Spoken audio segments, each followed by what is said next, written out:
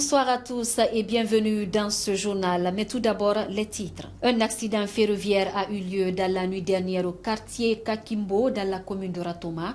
C'est un train qui est entré en collision avec un camion transportant de la terre. Sport, l'ancien sociétaire de Afia FC, Mohamed Saliou Bangoura, retrouve ses marques dans Mouloudia Club d'Alger. Nous en parlerons dans ce journal. Je vous le disais dans les titres, un accident ferroviaire a eu lieu à Kakimbo dans la nuit de mardi à mercredi 14 mai 2025 aux environs de 2 h du matin. Il s'agit d'une collision entre le train Russal et un camion. Suivez cet élément avec Cogno Célestin Sagno. Ce tragique accident s'est produit aux environs de 2 h du matin au quartier Ratoma Centre, secteur Kakimbo, lorsqu'un train a violemment percuté un camion. Selon ce témoin, le train venait à vive allure et c'est le choc qui a réveillé tout le monde. C'est à partir de 2 h du matin qu'on a été réveillé par le bruit. On est venu aider le chauffeur du camion et les autres pour sortir du camion, quoi. C'est comme ça qu'on a constaté malheureusement qu'il n'y a pas eu de perte en vie humaine. Le train venait en vive allure, mais c'est un angle mort qui est là. Le camion ne pouvait pas se rendre compte qu'il y a déjà le train qui se présentait. Lui aussi, il venait en vive allure, c'est le collision là qui a réveillé tout le monde. Donc nous sommes sortis pour intervenir, aider les gens à sortir et sécuriser le matériel qui était là pour ne pas que ça soit volé. À en croire ce deuxième témoin, le train ne klaxonnait pas, ce qui a causé la collision et invite les conducteurs du train à klaxonner. Le camion qui était en bas, parce qu'il y a une construction en bas ici. Mais le camion, en remontant, il n'a pas entendu le bruit du train. Généralement, le train doit sonner, mais le train n'a pas sonné. Parce que quand le train sonnait, le camion, le chauffeur allait s'arrêter. Mais le chauffeur ne s'est pas arrêté. Donc, il y a eu collision, mais Dieu merci. Il faut préciser qu'aucune perte en vie humaine n'a été déplorée lors de cette collision, mais plutôt des dégâts matériels importants constatés. À rappeler qu'au moment où nous quittions les lieux, un blessé n'était toujours pas pris en charge. On prête de nombreuses significations au port du bracelet de cheville. De nos jours, le bracelet à cheville n'a plus vraiment de signification particulière, si ce n'est qu'il dénote une certaine attention pour son style et son apparence. Suivez cet élément de Meimouna Kondi. De nos jours, le bracelet à la cheville n'a plus vraiment de signification particulière, si ce n'est qu'il dénote une certaine attention pour son style et son apparence. Ces jeunes filles nous donnent les raisons qui les empêchent de porter. En fait, il y a les gens qui disent que porter des sannettes, c'est pas bon, que c'est interdit dans l'islam. En plus, il y a des gens qui portent encore. Mais moi, en fait, pourquoi je n'ai pas porté, c'est parce que je n'ai pas aimé. Je n'ai pas aimé la rumeur que les gens disent. C'est pour cela que je ne porte pas des sonnettes. La raison est que je ne porte pas les sonnettes. Peut-être que ce n'est pas autorisable dans notre famille.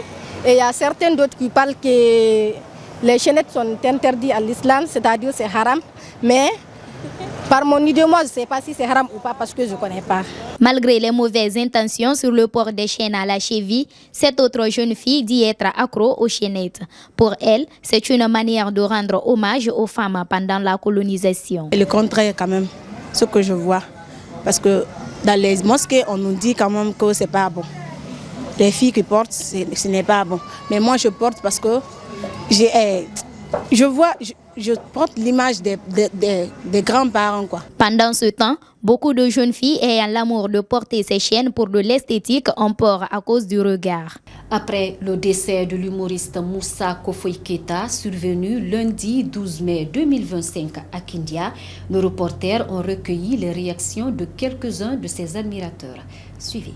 Bon, Moussa Kofoy, c'est un grand artiste, un grand homme de culture qui nous a beaucoup marqué. C'est lui qui a passé tout son temps en train de faire rire les gens, de les éduquer par la comédie. Sa mort ne peut que nous toucher. Les gens, il a éduqué les gens par la culture. Il a fait un grand pas, puisqu'il a montré aux jeunes qu'on pouvait avancer à travers la culture. Je suis vraiment attristée par sa mort. Moi, j'aimerais qu'on reconnaisse les bienfaits d'une personne, de son vivant. Il était très important pour nous. C'était un bon comédien. Que son âme repose en paix. Et puis sport, pour finir cette édition d'information, l'international guinéen Mohamed Saliou Bangoura cartonne actuellement dans le championnat algérien. L'ancien sociétaire de Afia FC a inscrit son 3e but de la saison avec Mouloudia Club d'Alger. Les précisions, c'est avec Moussa Kessa Silla.